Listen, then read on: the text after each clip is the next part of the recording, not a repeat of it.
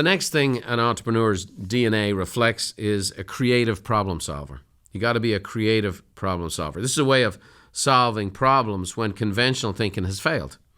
It helps you find new perspectives and innovative solutions so you can build a plan to overcome challenges and reach your goals. Entrepreneurs are creative problem solvers. You know, I've been involved in a number of different transactions lately, and I'm dealing with some people that were not able to come up with solutions at all. And I'm going to say this, I don't think those people are going to survive the recession. When things are easy, when stuff's flying off the shelf, when people are buying readily, and there's not a lot of obstacles involved or objections involved, it's easy to make a sale. A turkey can fly in a hurricane. But when the wind stops blowing, you better be a creative problem solver. And I know what I'm talking about. You know, one of the things that's interesting for me, growing up in Ireland, I had a Christian brother teacher, and I had some really good ones, and I had a couple of doofuses. And one doofus in particular told me, Brian Buffini, you're not a very creative person. And the reason he said that is that I didn't have the prettiest of handwriting.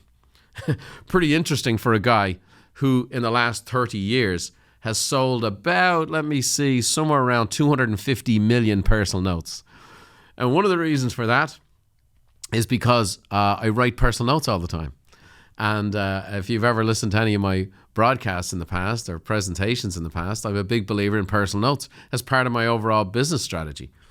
The fact of the matter is, I might not have the best handwriting, but I'm actually a pretty creative guy. And I saw that happen in business, where I would use my creativity to come up with solutions.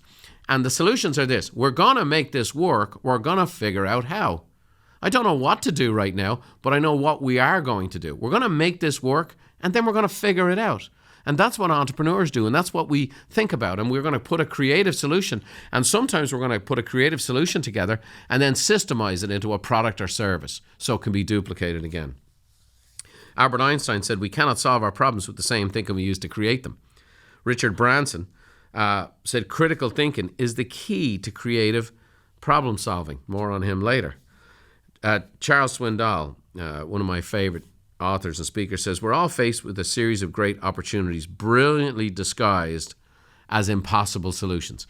If you find yourself in a situation where you're just, as a problem come up and you're like, I don't know what to do. And I see people who do this all the time. My kids do this all the time.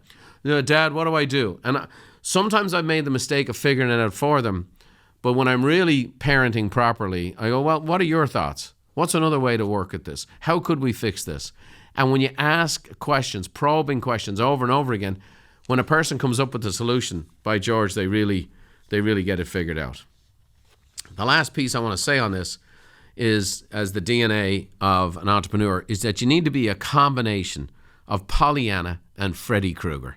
That's really the greatest mindsets you can have.